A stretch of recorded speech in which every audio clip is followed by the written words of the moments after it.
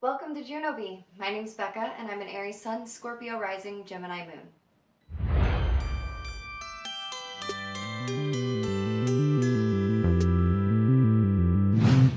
Welcome to my first YouTube video. This is so exciting.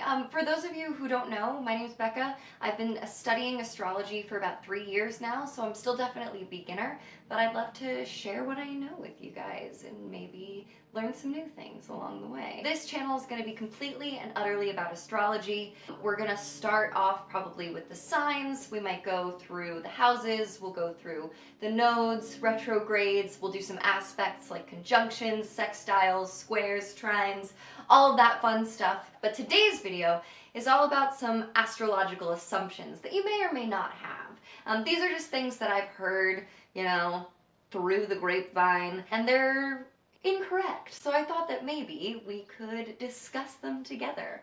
So let's jump into it. First on the list is that astrology is not a religion. Technically, it's more closely equated to a science. I know, hear me out, it might be a tough pill to swallow, but not even Wikipedia defines it as a religion. You don't pray to anyone, there's no bad things that happen if you do bad things, there's not good things that happen if you do good things, there's not a list of rules to follow, it's literally just the sky. That's it. Astrology was founded by many different groups of people. I think we're going to go a little bit more into depth about that over on my Instagram, so go check that out. Shameless plug. You know my signs, I have no shame. For the most part, it is associated with Babylonian astronomers somewhere around 2 AD, but we'll get more into that over on my Instagram, I think. But the point is that it was invented by astronomers because they didn't have the technology to understand what was actually going on in the sky, so instead they just looked up.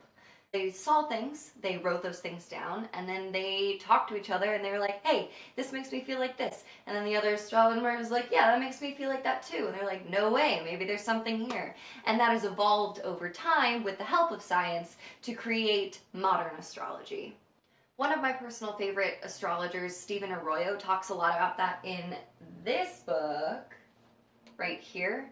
It's called Chart Interpretations Handbook. It's Stephen Arroyo's handbook. I'll leave this in the description down below if you guys want to check it out. I highly recommend it. I think it's fantastic for people that maybe know a little bit more about astrology and want to get to another level.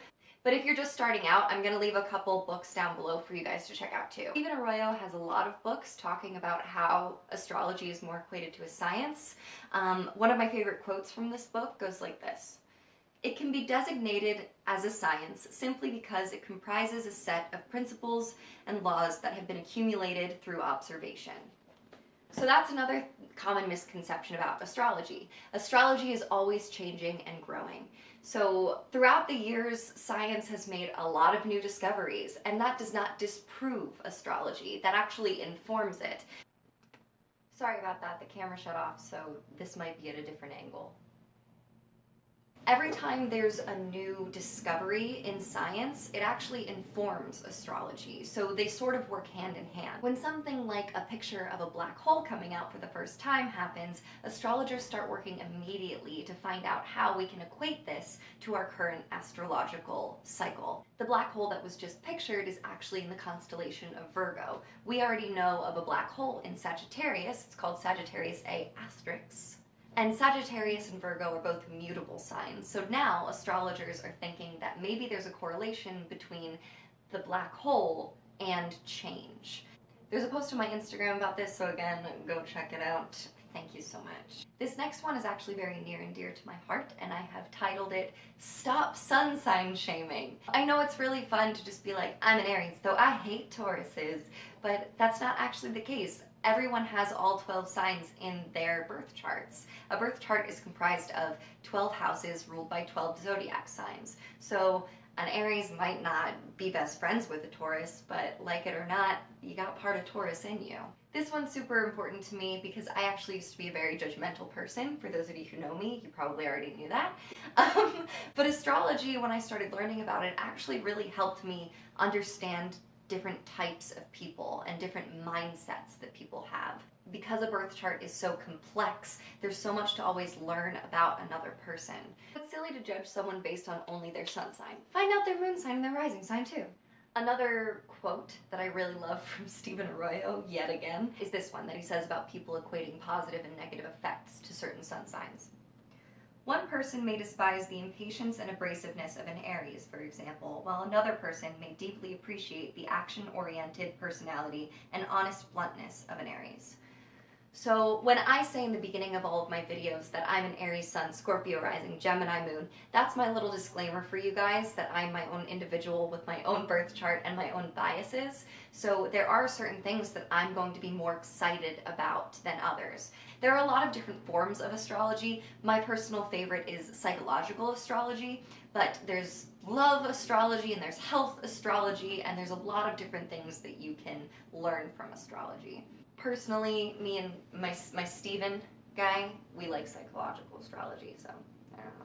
And if you guys hear anything that you don't necessarily agree with, or you heard another astrologer talking about and you like what they said better, that's awesome. I love that. Part of astrology is finding astrologers that you vibe with and you really like and learning from them, like my guy Steven. So go out there and read the books, find the astrologers that you vibe with. Maybe it's me. We'd love to have you over here. I'm also an actor, for those of you who don't know. I make birth charts for different characters that I play.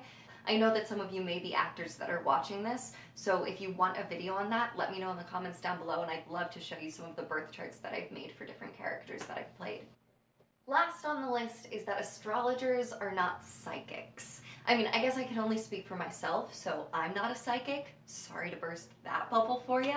Some astrologers may be able to talk about different parts of your life and different events that may have happened in those parts of your life, but they can't say, like, you're gonna meet a dog tomorrow and he's gonna be your best friend forever. I think next week we're gonna jump right into the elemental videos. We're gonna start with fire because I'm an Aries and I have a fire grand trine, so ta-da. Keep updated, follow the Instagram, do all the things. You guys know what to do. This isn't your first rodeo, but it is mine, so I'd love a little support. Yeah, that's it for today's video. I'll see you guys next time. Bye.